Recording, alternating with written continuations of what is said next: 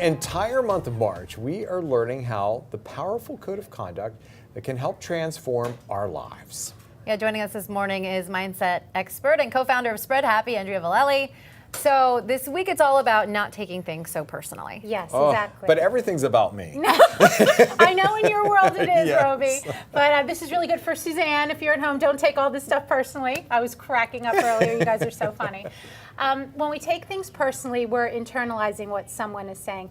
People communicate based on how they're feeling. They communicate based on their model of the world. So we actually get to get somebody's temperature, their internal temperature, when they're communicating with us. So if they're communicating from a low place, there's something going on with them. It's actually not about us because we all communicate based on our model of the world.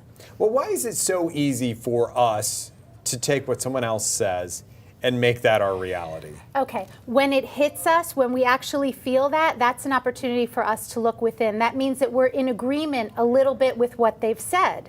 So, and a lot of times if we're in that little bit of agreement, like if it hits a sore spot, we'll then act from that space. So we'll sort of even make that more real.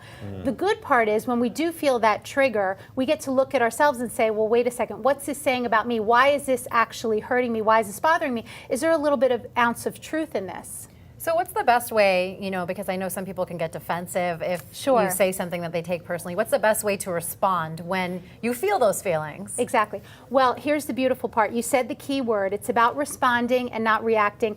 And it's also having compassion for the other person and maybe trying to have a little bit of understanding where they're coming from. So, for instance, if you said something to me, something that was derogatory, for me to take offense, I would have to assume that you're in a great place. So maybe I would say, you know what, maybe Terry's having a bad day. I know she just moved. Maybe she's completely exhausted and she didn't even mean what she said.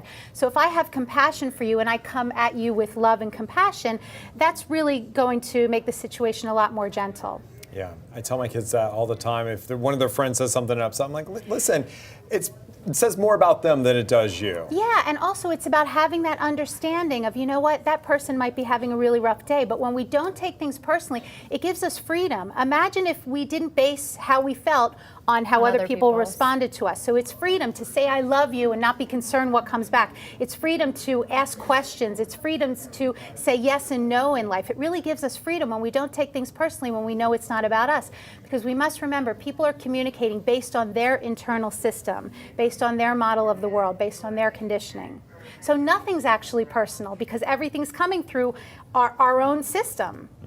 It's a lot easier said to do that than to act upon it. But it's a beautiful practice that will literally set you free when we don't take things personally. We're doing Facebook Live? Yes. Okay, so we're coming up at 10:15 this morning. We're going to talk more about this. Yes, we'll elaborate on this. It is a little bit harder to do in the real hard.